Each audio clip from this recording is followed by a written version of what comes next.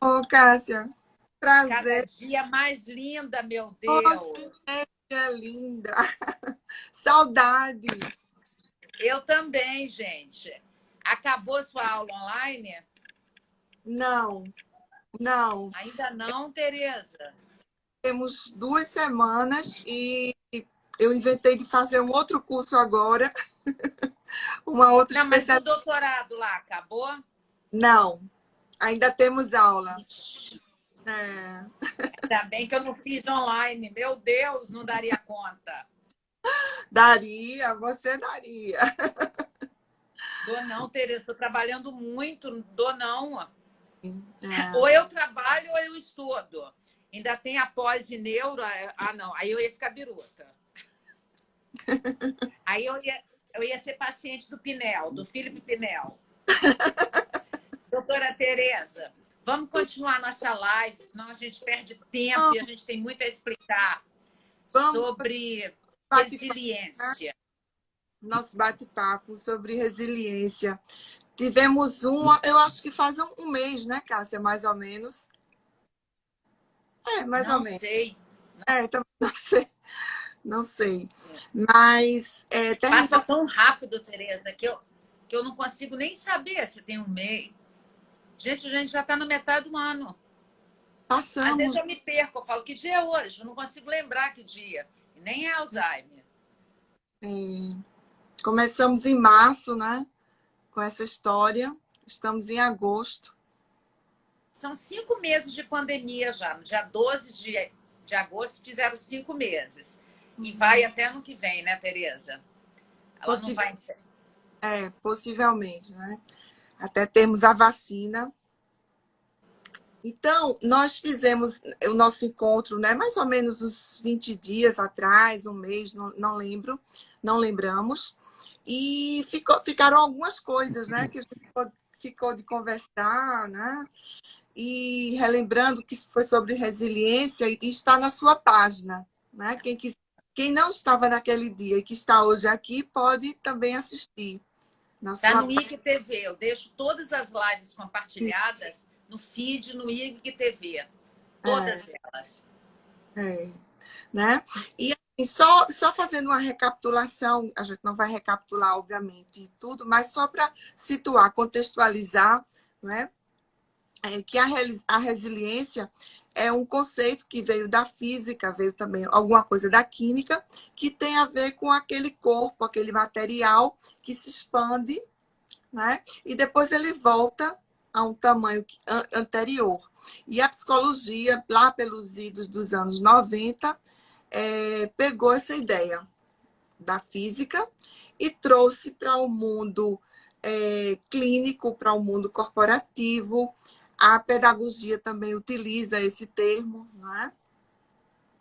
E só que assim, na psicologia, nós entendemos que não é você passar por um momento estressor e você mudar, né, o teu formato, porque no conceito da física, você muda o formato e você voltar ao que você era.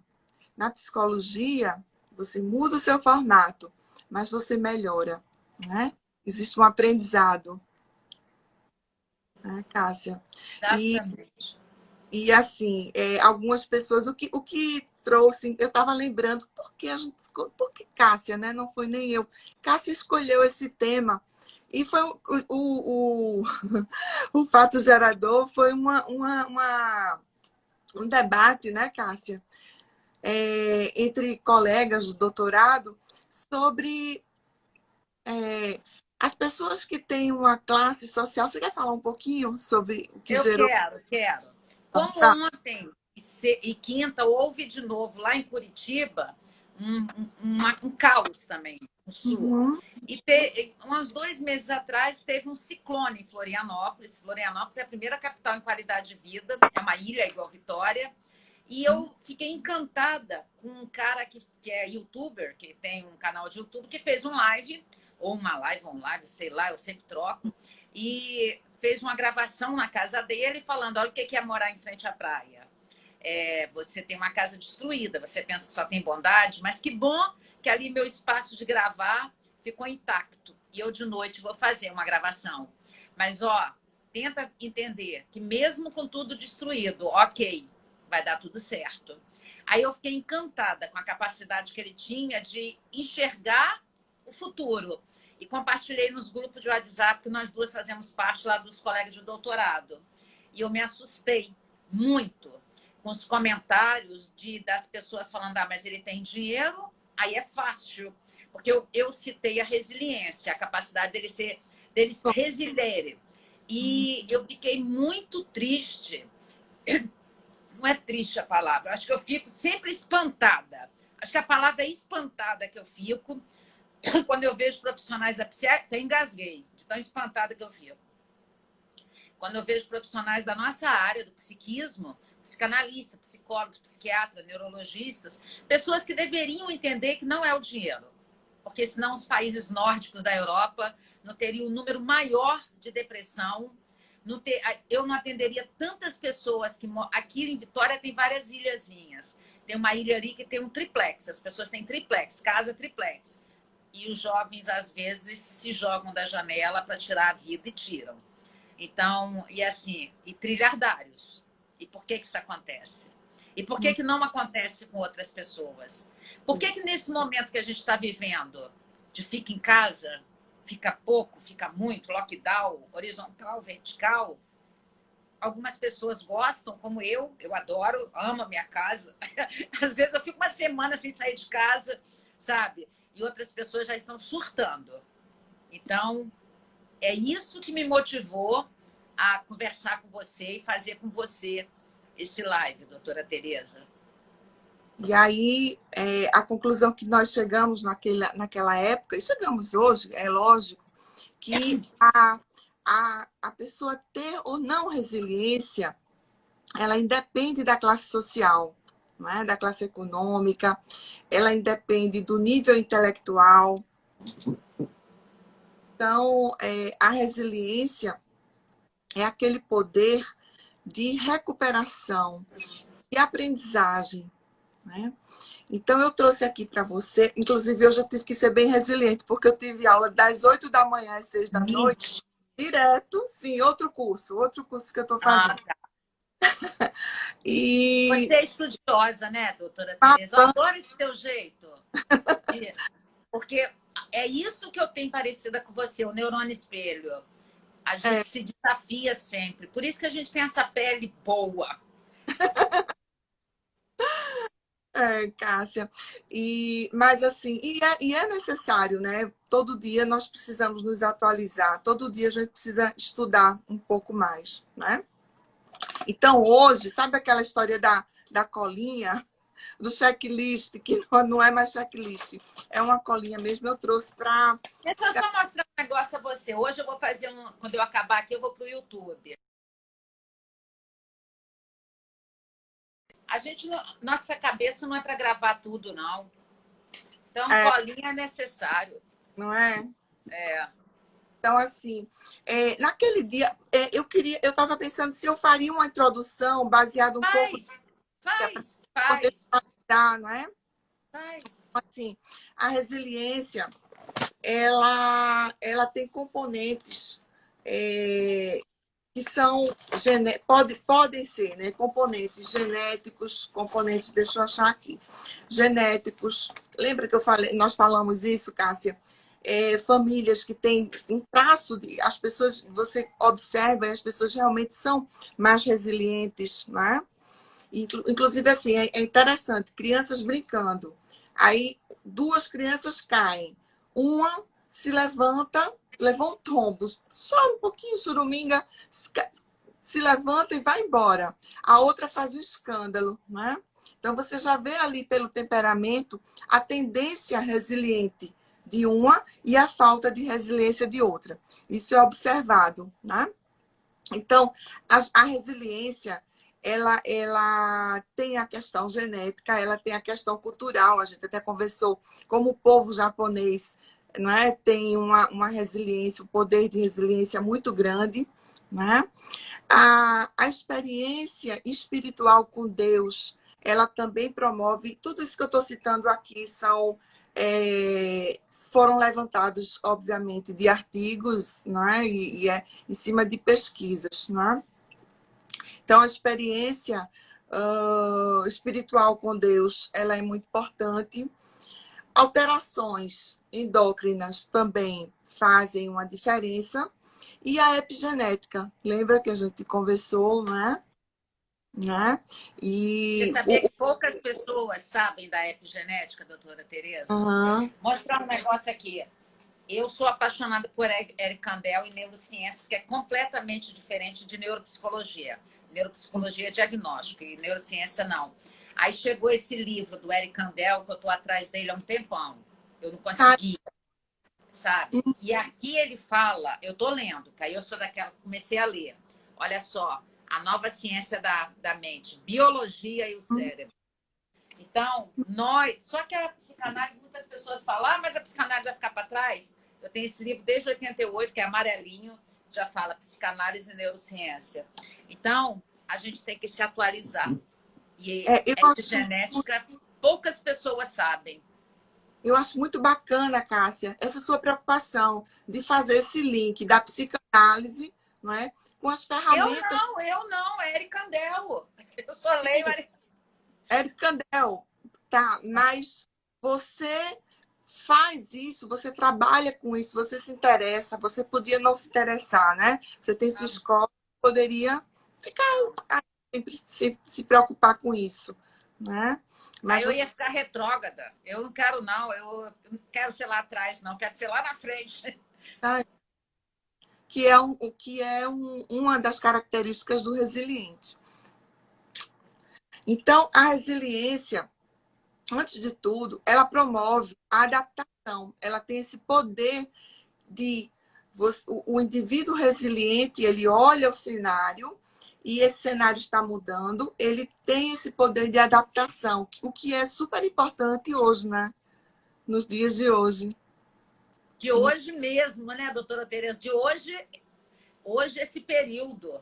Sim, hoje sim, porque a humanidade já viveu períodos assim, pandemias na história, mas a nossa geração, a geração dos nossos pais, não, né?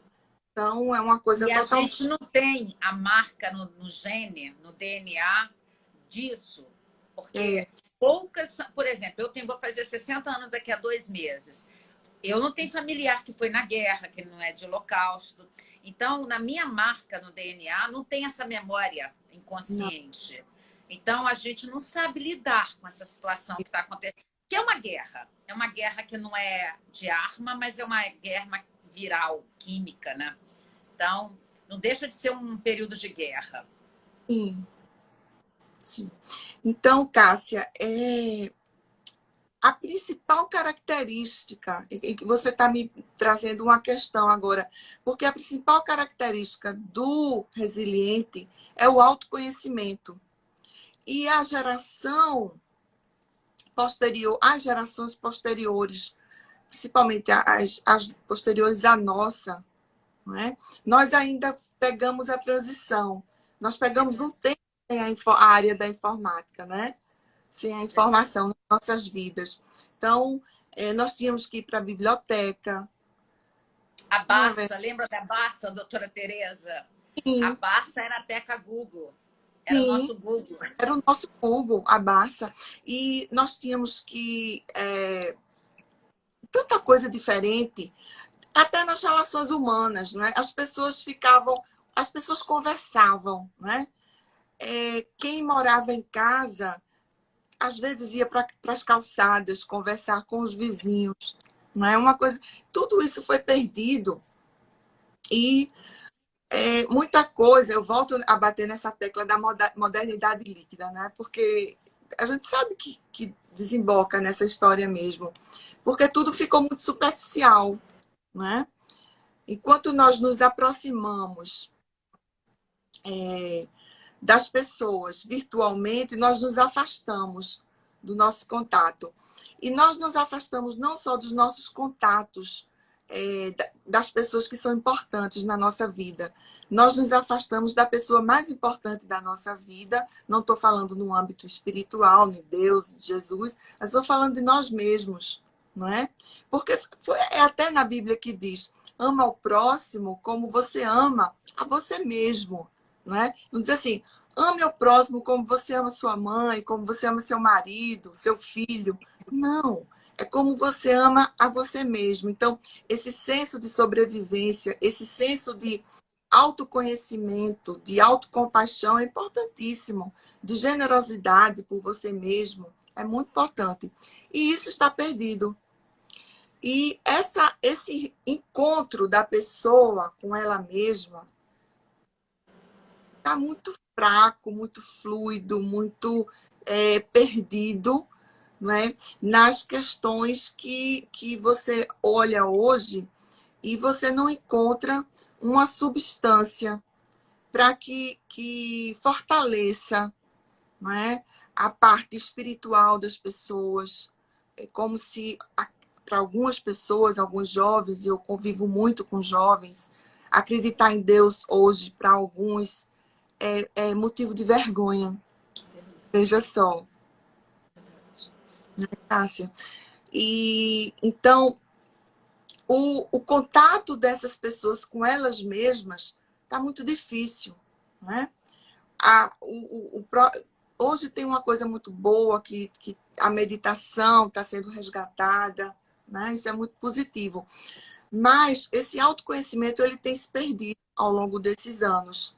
E o autoconhecimento é o primeiro aspecto que pode fazer com que uma pessoa possa ser uma pessoa resiliente. E tem outros aspectos que eu trouxe aqui hoje para vocês e eu vou citar todos eles. Mas o autoconhecimento é o carro-chefe. E esse, infelizmente, a falta do autoconhecimento, ela é uma das molas propulsoras maiores da ansiedade. Verdade. Tanto é que quando você faz meditação, você consegue baixar seu nível de ansiedade, né? Atenção plena em você, atenção plena no que você está fazendo, na sua respiração, tudo isso faz com que você se encontre com você. Então, vamos lá. E eu acho legal, sabe o quê, doutora Tereza? Autoconhecimento, né? É algo tão antigo que Sócrates, quando leu no Oráculo de Delfos, né? Conhece a ti mesmo, lá em cima, escrito no oráculo na Grécia, isso 300, 400 anos antes de Cristo. E o método socrático, depois Jesus veio e usou o método socrático da devolutiva com perguntas. E o Freud, ele vai constrói a teoria dele baseada no método socrático. Ele não usou Jesus, ele usou o método socrático. Quer dizer, tudo se imbrica. A gente tem que entender que tudo se imbrica. E esse autoconhecimento que tem a ver com você... Porque eu gosto muito de viver essa época nossa. Eu gosto muito. Eu gosto dessa época rápida, porque eu sou bem dopaminérgica. Mas eu lembro, há uns 30 anos atrás, as coisas aconteciam muito lentamente. Eu sempre fui acelerada. Eu não sou ansiosa, eu sou acelerada. Eu sou uma pessoa que eu sou acelerada. Mas eu via que naquela época as pessoas eram menos ansiosas, porque não exigia tanto porque hoje você tem que ser multi. Você tem que fazer curso, você tem que tomar conta de casa, você tem que tomar conta de filho, você tem que aprender a usar... Igual eu, na pandemia eu tive que aprender a usar o Mac, que eu não tinha nem me esforçado ainda. Tive que botar o PowerPoint lá da Microsoft e problema meu. Senão eu ia precisar de uma câmera, de um microfone e várias coisas. Aprendi. E eu gosto muito de saber que hoje a gente tem a neuroplasticidade, quer dizer, mesmo que as pessoas estão aqui nos ouvindo e falam, caraca, eu não tenho essa facilidade, mas você pode se forçar, porque existe a possibilidade. Nós não temos mais a música do Caymmi, eu nasci assim, vou viver assim, vou morrer assim. Hoje eu nasci assim, ok, mas eu vou mudar. Por isso que a gente tem que ouvir, prestar atenção e parar essa coisa de falar, eu não dou conta. Não dá conta porque você não quer. Não é, doutora Tereza? Na minha adolescência, eu tinha um sonho de estudar piano e nunca pude. Enfim, veio vestibular, veio casamento, criança, enfim, nunca pude estudar piano. E hoje eu estou com 56 anos e comprei, e me matriculei online e vou fazer piano. Ou Ai, seja, que linda, gente. eu serei uma senhorinha um dia, se eu ainda estiver aqui, se Deus me permitir essa Vai, graça. a gente vai viver muito, gente. A gente é totalmente de boa. Com 70 anos, tocando piano. Exatamente. E Né? tocando brilhantemente, né? Porque aí você vai estar fazendo neuroplasticidade, vai estar fazendo neurogênese, vão estar nascendo os novos neurônios, porque Ah, esse paradigma antigo, que o neurônio não nascia só até 21 anos, ó, já caiu por terra com a epigenética, né? a neurogênese está aí, firme e forte, isso é muito bom. Então, o autoconhecimento assim, como a gente estava vendo, esse autoconhecimento, ele possibilita. Olha só, sabe o que estão falando aqui? O Otávio está falando. Tereza, eu achava que você tinha 30 e poucos anos. Chocada, chocado. Mas é pele de 30, tá, meu bem? E corpinho também. E alegria de 30. 30 e poucos anos tem meu filho mais velho. Não, não importa. Mas você olhando de perto dá para ver que você tem 30. Tereza, por isso que a gente tem coragem de falar a nossa idade. Porque a gente sabe que a gente está bem. Porque eu atendo algumas pessoas que a pessoa fala: quantos anos você acha que eu tenho? Aí eu fico olhando e falo: meu Deus, parece 70. Mas se eu falar 70, aí eu vou e falo 50. Ela fala: 52. Mas destruída. E isso tem a ver com o cérebro, né, Tereza? Com a mente. E você tem uma mente jovem. Aí o seu corpo fica jovem. Você também, Cássia. Nem precisa dizer, né? É redundante. Você também, muito. Então, assim, descobrir forças pessoais, esse autoconhecimento faz com que nós consigamos descobrir forças pessoais, memórias que resgatam partes nossas que sobreviveram. É através do autoconhecimento, é você pensar em você, é você ficar com você, é você ficar com a pessoa que você mais ama nesse mundo. Quem é? Você, não é? Então, você, inclusive, é um exercício muito bom para conseguir, porque assim, pode acontecer de alguém dizer agora, eu não tenho resiliência, eu não tenho a genética da resiliência, eu não fui, o meu desenvolvimento não propiciou, o meu contexto familiar, que eu fosse uma pessoa resiliente, eu passei por situações adversas, sim, mas a resiliência é uma matéria, vamos tratá-la como uma matéria que você aprende, né? E nos Estados Unidos existem cadeiras de resiliência, existem institutos. Aqui acredito que sim. Eu sei que tem a Sociedade Brasileira de Resiliência.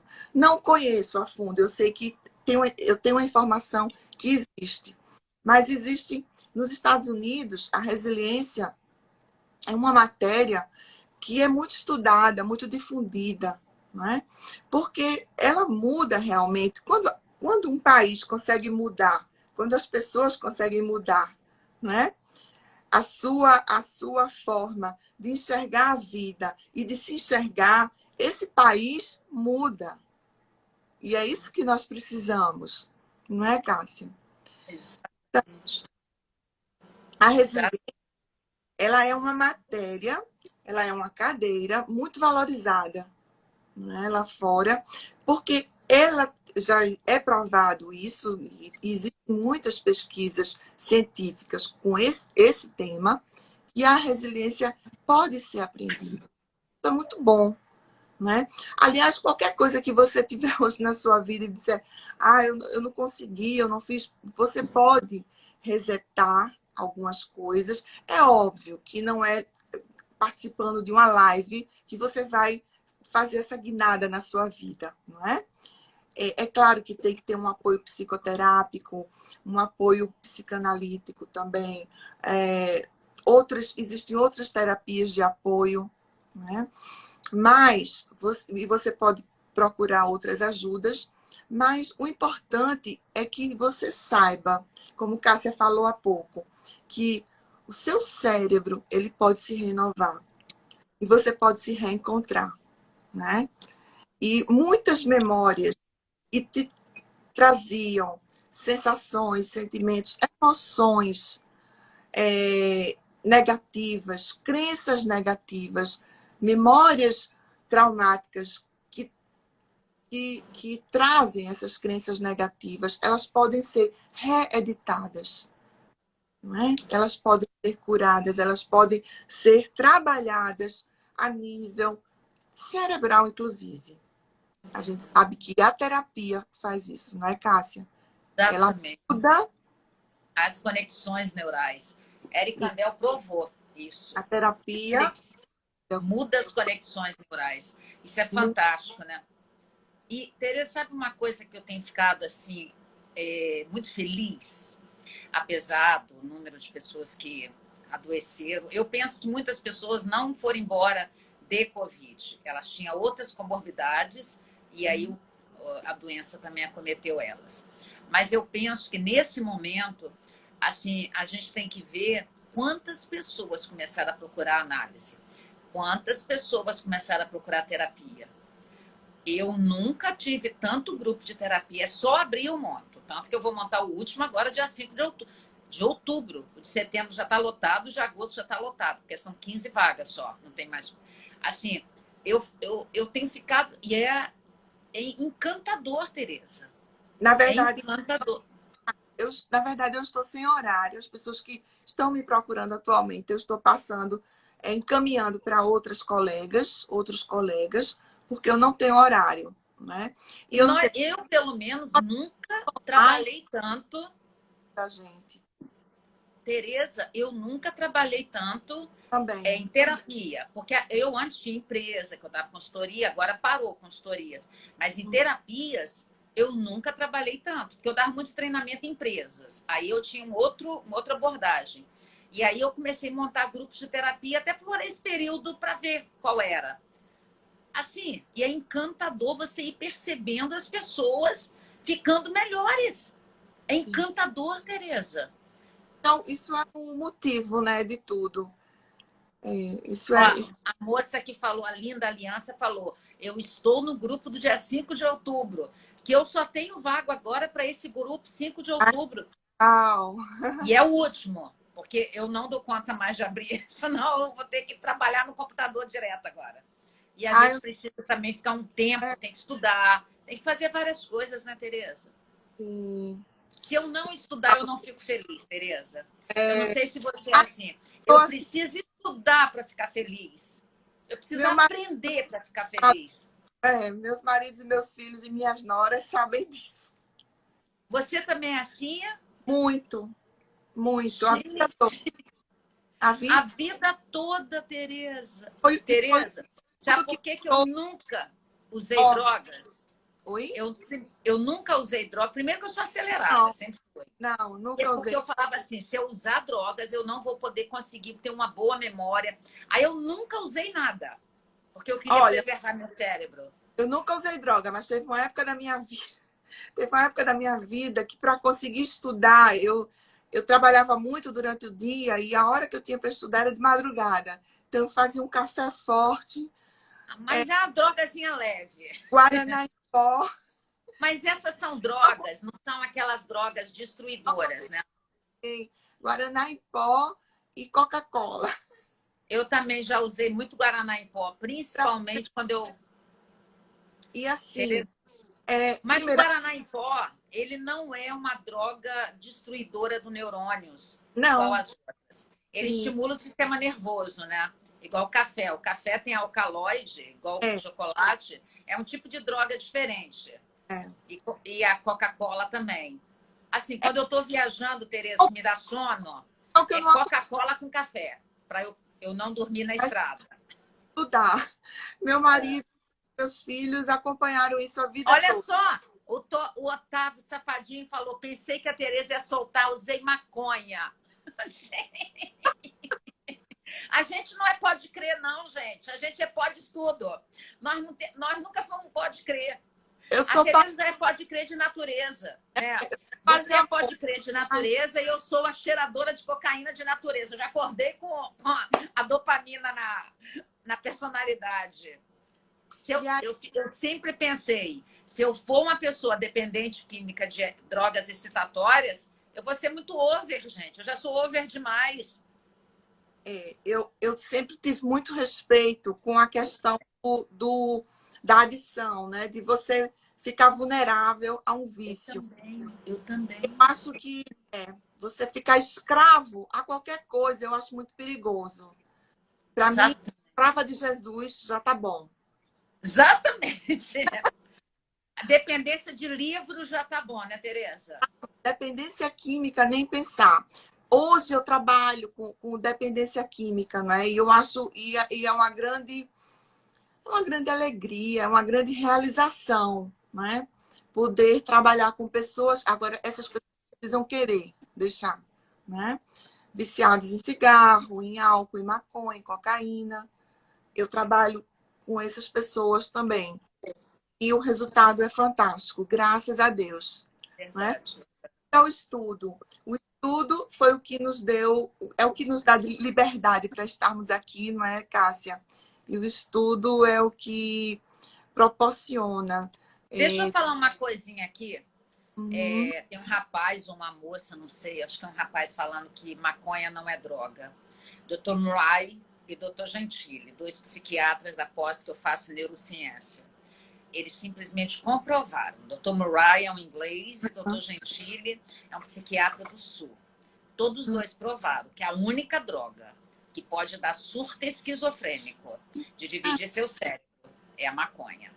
A maconha é uma droga que começa a ser usada pelas pessoas com 13 anos, geralmente com 13, 14. De 13 a 21, você pode ter um surto esquizofrênico, se tornar uma pessoa que tem psicose e nunca mais voltar. Psicose não tem cura. Esquizofrenia não tem cura. Todas as outras drogas que são drogas, só que são ilícitas, cocaína, crack, heroína, elas não provocam o surto esquizofrênico. Maconha é droga, sim. Não é porque existe uma maconha que é para alguns remédios, como o mal de Parkinson, por exemplo, mas existem outros remédios que produzem a dopa P, a dopa negra, para curar o mal de Parkinson. Eu acho muito sério essa apologia que é feita no mundo. Estou falando muito sério, Tereza, porque eu estudo isso. A maconha divide o cérebro com surto esquizofrênico. Esquizofrenia é o cérebro dividido. E depois que você tiver o surto esquizofrênico, nunca mais você volta ao estágio anterior. Maconha é uma droga, sim, uma droga séria, e ela te dá letargia. Você pode reparar que todos os maconheiros não saem do lugar. Todos. Quando eu era jovem, eu andava com maconheiros, porque eu gostava do jeitinho calmo deles. Jovem com 15 anos, adolescente, 15, 16. E eu via todos eles, sem força de trabalhar, de estudar, e todos eles morreram assassinados. Então, dobra a língua para falar que maconha não é droga. Maconha é droga e que gera uma dependência horrível. Ok? Continua, Tereza. Pausa para esturro. Então, vamos lá. Eu falei que a resiliência, ela promove, né? A adaptação, você consegue... Veja, momentos como esse, né? De grande esforço, realmente, para nós... Ah, desculpa. Opa! Escorregou aqui, desculpa. Não tem problema, não. É um momento muito... esse momento que a gente vive, né? De adaptação. Então, as pessoas resilientes, é óbvio que elas estão sofrendo menos. E essa adaptação não é só porque existe o isolamento. Agora tem um outro momento, tem uma segunda onda que é, eu vou precisar voltar. Exatamente. Né? Eu estou preocupada com isso. Eu pessoas- estou preocupada com isso. com a dificuldade de que eu não quero voltar, eu quero ficar em casa. Né? Então, a resiliência, ela te dá esse suporte interno de você ter essa mobilidade, de você conseguir passar por isso e você voltar e você ter a clareza que a vida continua. Antes de tudo, a resiliência te dá muita clareza. É uma coisa que você consegue ultrapassar. E por conta, principalmente, daquilo que a gente falou antes, do autoconhecimento. O autoconhecimento é fundamental, né? E aí, eu separei aqui algumas características das pessoas, que são verbos, que são ações das pessoas resilientes. Depois eu vou dar um exemplo, que é uma historinha da professora Lucilena Galvão, que eu sou fã, a filósofa Lucilena Galvão. Eu já cheguei a viajar para ouvi-la falar. Já fui para outra cidade com meu marido para ouvi-la falar, porque eu realmente sou fã daquela mulher. E ela conta uma historinha muito interessante sobre resiliência, que eu vou tentar contar aqui para vocês, tá? Então, algumas características das pessoas resilientes. Perseverança, né? São pessoas que têm... Vou escrever. Ah, mas muitas, eu mando para você, minha amiga. Manda. Então, eu fotografando. Tá. Depois você bota nos comentários, bota aqui, manda que eu posto no texto. Tá certo. Tá. Aí eu posto com seu nome. Tá. E empatia. Não existe uma pessoa que tem dificuldade de ter empatia pelas outras pessoas, ela tem muita dificuldade de ter resiliência. Por exemplo, abstraindo um pouco a empatia que eu estou falando agora, mas, por exemplo, o invejoso, ele não é uma pessoa resiliente, não é? A inveja é uma coisa que faz com que ele bloqueie ali. Ele fica vendo o outro de uma forma distorcida, porque ele quer, não é que ele queira ser o outro, ele quer que o outro não tenha o que o outro tem, não é? Então, as pessoas resilientes, elas não é uma característica pesquisada, não é. Empatia, compaixão. O resiliente é uma pessoa que tem compaixão pelo outro e tem também a autocompaixão, que é uma coisa muito importante, não é, hoje. Autocuidado, generosidade, paciência, otimismo e esperança. Continua, mas eu queria fazer uma observação. Otimismo e depois esperança. Otimismo e esperança são coisas diferentes, não é? Explica, Tereza, porque as pessoas fazem uma confusão. O otimismo é ele acreditar que aquela coisa vai dar certo. O otimismo. O otimista, ele olha um cenário e ele vê probabilidades muito positivas e ele acredita que aquilo vai dar certo. A esperança é mais do que o otimismo. A esperança, ele acredita também que vai dar certo, ele olha o cenário e ele vê caminhos de promissores que vai dar tudo certo como ele imagina, porém, diferente do otimista, que fica olhando e fica torcendo, o otimista é um torcedor, o esperançoso, ele vai e trilha esse caminho. Quem tem esperança, vai e faz. Essa é a diferença do otimista, da pessoa otimista e da pessoa que tem esperança. A esperança é uma coisa linda, né? Fé, esperança e amor. Já está lá, né? Vou falar uma coisa, Tereza. Eu sofri muito no domingo passado. Muito. E ontem apareceu no meu feed, dia 14, o último dia dos pais com meu pai. Ó, o olho até mareja. E Deus me deu de presente a última foto.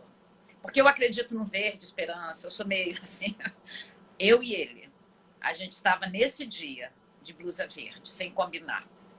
E todas as vezes que eu olho essa foto, eu me lembro o quanto foi bom eu ter caminhado com ele. E ele era um homem forte. Não pensa que ele era amoroso, gentil e tchucu-tchucu, não. Ele era um homem forte, um homem bravo, um homem firme. Porque só vence na vida quem é posicionado, quem é firme, quem é bravo.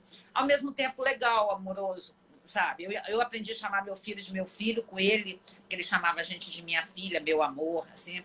E eu acho tão lindo ter esperança, porque a esperança não paralisa, gente. O otimismo, às vezes, paralisa. Você fica no estádio de futebol só vendo o jogo. Quem tem esperança, ele joga. Eu acho brilhante isso que você falou, porque é o que me dá esperança.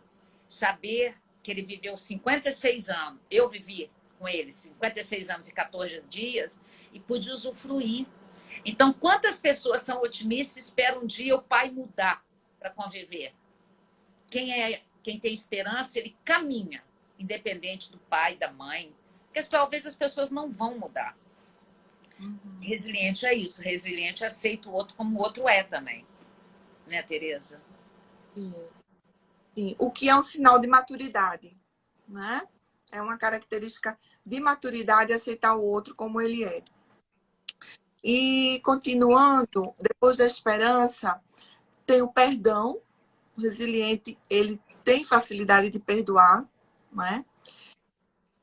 Gratidão, fundamental, né? A gratidão, ela vira uma chave quando você começa a ser uma pessoa grata.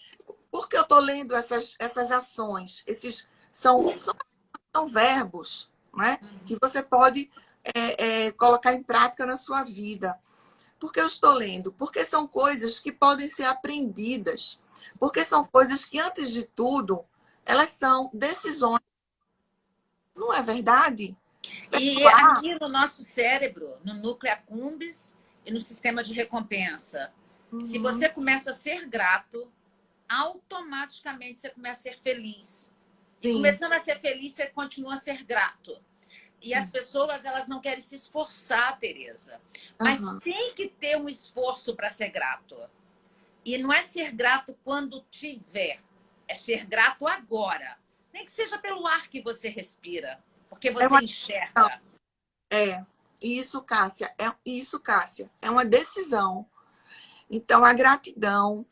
Tudo que eu falei até aqui, gente. Não é coisa assim que... tá. É porque eu não nasci assim de Gabriela, né? Você sempre... amado. Não.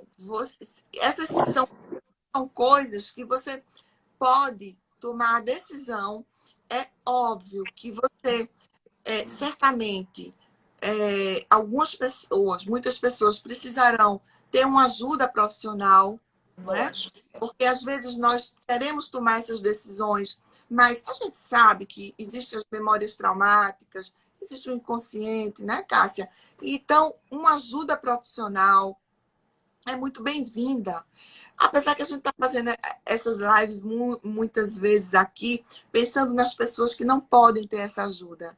Não é, Cássia? Tereza, lá no meu no canal, tem muitas pessoas que não têm condição de fazer análise, porque nós cobramos porque nós estudamos e nós temos que cobrar. Justo é o obreiro da sua obra, já diz a Bíblia. E a gente tem que cobrar. Nós não somos filantropia. Porque muitas pessoas me criticam porque eu cobro o valor da minha análise. Cobro tudo. Sou economista, sei cobrar tudo, sei dar preço em tudo. Só que quando eu vou lá e eu faço lá diariamente, sabe? E as pessoas falam, eu estou mudando só de ouvir aqui os seus vídeos. Eu fico num grau de felicidade que me dá vontade no outro dia fazer outro tema. E isso, essa satisfação de você ajudar as pessoas, é algo que gera no núcleo accumbens também. E quantas pessoas não gostam de ajudar, que falam, não vou ajudar não, porque eu não tenho. Aí é que está errado. É isso mesmo. Então, gratidão, aceitação. Aceitação não é acomodação, mas tem coisa que a gente não pode mudar. Então, você vai sofrer pelo que você não pode mudar, né? Aceita que dói menos. É verdade. Sentido da vida, né? Qual é a minha missão nessa vida? Se você é um humano, você já tem uma missão, né? Qual é a missão da árvore? Essa é a árvore, é dar frutos. Né? Então, você precisa descobrir a sua missão da vida. Adaptação, também, outro verbo, não é? Então, é possível, sim, aprender a ser resiliente. Eu estou vendo que falta 15 minutos. Deixa eu dizer, o pensamento intrusivo negativo, eu coloquei essa observação aqui, detona com o poder da resiliência. Então, é claro que existem pensamentos e pensamentos, não é? Existem pensamentos que fazem, que são desadaptados, fazem parte daquilo que a gente estava falando agora, de um processo traumático que vem lá de trás, não é? Muitas vezes são traumas complexos, mas existem também tipos de, de jeito de ser, de hábitos, de crenças negativas, que você às vezes absorve, inclusive de outra pessoa que está no seu raio de convívio, né? Porque a gente sabe que isso altera, não é, Cássia? As pessoas que nós convivemos, elas têm esse poder de você pega características e esses pensamentos negativos que você pode hoje estar alimentando, eles são um grande dificultador para você ter um perfil resiliente, né? E a gente vê uma coisa, que a pessoa resiliente ela é mais feliz. Então, isso pode estar dificultando a tua felicidade, né? Então, vamos lá. Você vai mandar tudo escrito, Tereza. Eu vou pedir a Estúdio As Manas para fazer um post com a sua fala numa foto sua e vou fazer um post também. Sim, porque a gente tem que dar honra a quem tem honra, né, Tereza? Cássia, você é fantástica. Você sabe que eu nunca investi em canal de YouTube, né? Eu nem achava que eu... Quer dizer, eu sabia que eu tinha, mas porque eu guardei uns filmes, uns vídeos ali. Eu fiz para guardar, né? Para não se perder. Aí eu tinha... Gente, eu tinha 18 seguidores no meu canal de YouTube. E era minha família. Porque eu nunca divulguei para ninguém. Eu nunca divulguei para ninguém. E depois que eu comecei a fazer live com Cássia, eu não sei, mas tá uns 300 e alguma coisa. Vai chegar. Ô, Tereza, o meu canal de YouTube, eu guardava as minhas matérias de televisão em 2015. Tipo arquivo, para não fazer DVD. Até um dia que o Lourenço falou, eu vou colocar, você grava uma aula que eu vou fazer esse canal dar certo. Tereza, você tem talento para ensinar. Quem tem talento para ensinar, o mundo hoje em dia é o mundo da comunicação. Por isso você está fazendo sucesso. Porque aí você está até assim, o pessoal está vendo, porque eu já sou mais famosinha, mas é porque você tem talento. Se você não tivesse, ninguém estaria vendo, não, Tereza. O povo aqui do YouTube, eles são tristes. Eles cacetam a gente quando eles não gostam. Se estão te vendo, é porque eles gostam de você. Tereza, eles são implicantes demais, gente. É um tal de falar da minha franja. Gente, o que tem com a franja? É porque a gente não tem tempo, né? Mas eu tinha uma história de você essa semana e eu até comentei seu nome, né? Eu disse, olha, se fosse Cássia que tivesse ouvido isso, ela nem teria... Dá umas patadas. Ela nem teria se cortado. Então, deixa eu contar a historinha, né? Vamos contar a historinha. Porque, assim, foi desenvolvido um modelo de crenças determinantes para a resiliência. Tá? E são 8 crenças determinantes. E a professora Lucelina Galvão, ela criou uma historinha, eu vou tentar contar bem rápido aqui para vocês. E usando todos os 8 as 8 que tem muito a ver com esses verbos que eu li agora, essas ações, que é o seguinte.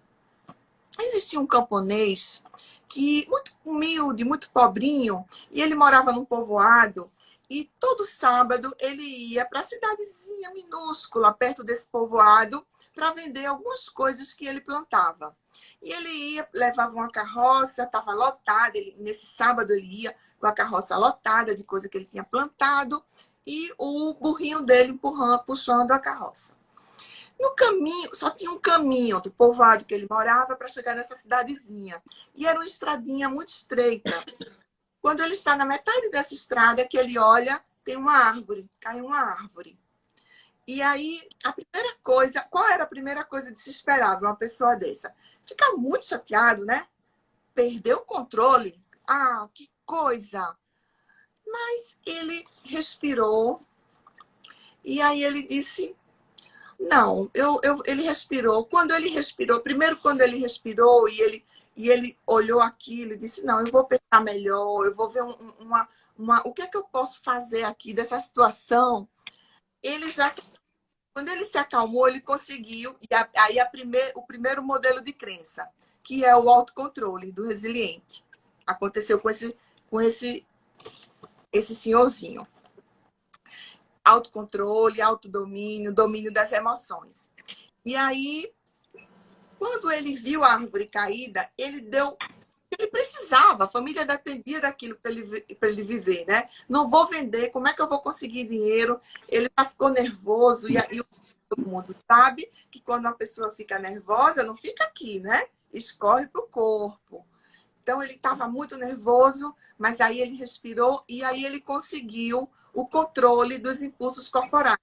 Porque ele podia ter chutado a árvore, chutado a carrocinha dele, até ter se machucado. Ele não fez isso. Então, as emoções naquele momento, ele conseguiu fazer daquela atitude, ele conseguiu se autorregular. E aí, ele olhou assim para aquela árvore, aí ele pensou assim, será que eu posso fazer isso? Uma oportunidade melhor? Será que eu posso fazer alguma coisa? Aí ele começou a olhar de lado, na rua, na estradinha estreita. E ele viu uma casinha, e ele lembrou, gente, ali mora o João. E o João tem serrote. Eu posso ir lá falar com o João, pedir o serrote emprestado e cortar isso aqui. E passar, né? E ir para a feira, vender minhas coisas. Isso de manhã bem cedinho. Foi lá, bateu, pegou o serrote do João, voltou. Então, outra coisa, ele teve, além do autocontrole e autodomínio, ele teve controle dos impulsos corporais, ele teve esperança, otimismo. Primeiro, ele foi, né? Isso aqui eu posso conseguir passar, eu vou tentar cortar a árvore.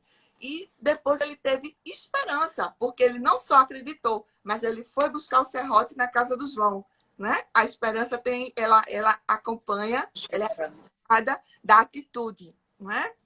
E aí, a análise do ambiente, tem João, ele lembra, ele corta a madeira e nessa análise ainda do ambiente, o que é que ele percebe? Poxa, essa madeira é de primeira, essa madeira é muito boa. Não é uma madeira para se jogar fora. Aí, de repente, ele teve uma ideia. Ainda, porque assim, o resiliente ele costuma fazer análise do ambiente, análise de oportunidades. Eu vou estudar o quê? Eu vou estudar isso, porque isso vai me dar uma oportunidade. Verdade. Vou, eu vou desistir desse estudo. Eu vou procrastinar. O resiliente, não. O resiliente diz, mas eu não desisto nem a pau, eu termino. Né? E o resiliente também ele é criativo. Então, o que é que eu vou fazer? Aí ele lembrou que está na moda aquelas mesas com madeira. Né? Ele podia cortar as bolachas de madeira e invernizar. Eu vou cortar várias aqui. E foi isso que ele fez. Mas será que isso vai servir? Ele pensou nas pessoas, porque o resiliente ele sempre tem a questão das pessoas. Né? Diferente do narcisista, diferente dos tipos de personalidade, narcisista, sociopata, que não liga para a pessoa e essas pessoas não lidam com ele pensou nas pessoas, né? Que, por sinal, fazendo só um parênteses aqui na historinha do José, para uma pessoa conseguir ter resiliência naturalmente, a partir da sua história de vida, os vínculos que ela vai fazer durante a vida, comentar com os seus cuidadores, é fundamental. Só uma observação que eu acho, inclusive, muito importante. Né? Para quem é mamãe, quem é papai, quem quer ter filhos, saiba que os vínculos que você vai fazer com os seus filhos, que você vai desenvolver, vai fazer muita diferença na vida deles. Né?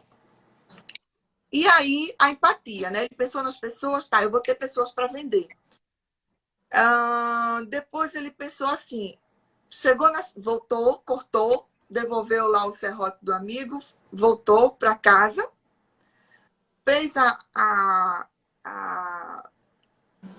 o trabalho lá, fez o contato com as pessoas, e aí descobriu um sentido da vida, um novo sentido da vida dele, não é? Uma nova profissão. Então, essa história não é minha, não foi eu que criei, mas ela traz dentro dela o MDC, que é chamado, que é o modelo de crença determinante, que é do resiliente. Autocontrole, autodomínio, domínio das emoções. Engraçado que tudo isso tem na Bíblia também, né, Cássia? Autoconhecimento, controle dos impulsos corporais, conhecimento corporal, conhecimento das emoções. Que emoção? O que é isso que está acontecendo comigo? Por que eu estou sentindo essa raiva? Identificar, né? Essa raiva. Essa raiva me pertence ou é do outro? Porque às vezes o outro joga para você e você engole. Mas aquilo é seu. Faz mal. O adoecimento não é seu, é do outro. Não entra nessa. Esperança, otimismo, análise do ambiente, análise das oportunidades, criatividade, empatia, autoconfiança, habilidades relacionais e encontrar o sentido da vida. Escreve para mim, tá, Tereza? Manda no WhatsApp para mim isso. Tá. Eu vou postar aqui, mas eu também quero fazer essa semana. Vou pedir a Kênia do Estúdio As Manas para fazer um post. Eu acho que merece um post. Tá, eu digito. Resiliência e os tópicos. Eu digito. Tereza, nós vamos na próxima live, a gente vai falar daquele assunto que você pediu. A próxima live. Tá Vou marcar aquele assunto que você pediu. Qual é o assunto mesmo lá, Tereza? Não fala para ele. Depois... Mas é aquele assunto. Eu achei brilhante aquele assunto, só não lembro. Eu sei que é bom, mas... É porque a gente hoje está com a cabeça muito cheia. Nós somos velhinha.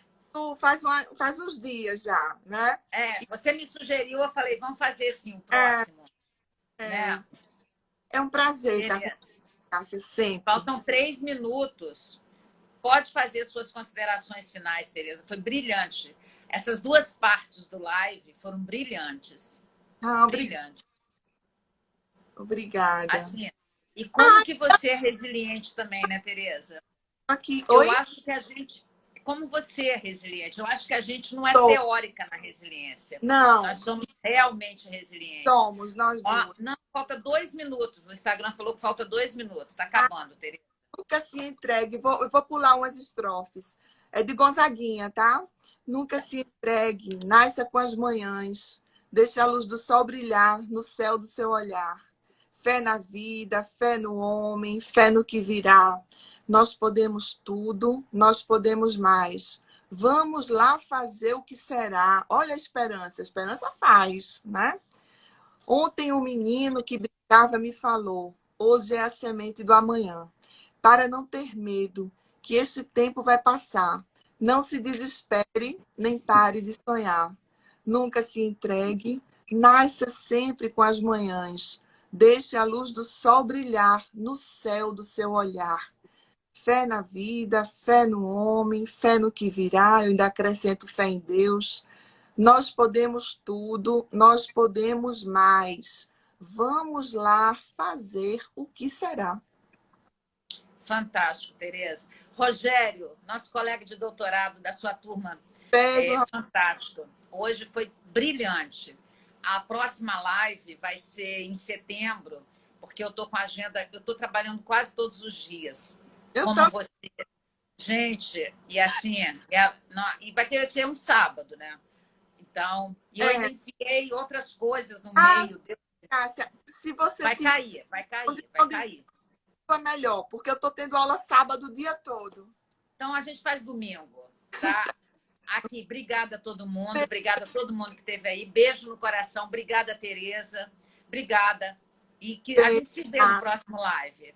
Tá. Tchau, vai cair. Foi brilhante essa live, Tereza. Brilhante mesmo. Mas manda escrito para eu fazer o post, tá? O post com a sua foto. Tchau, gente.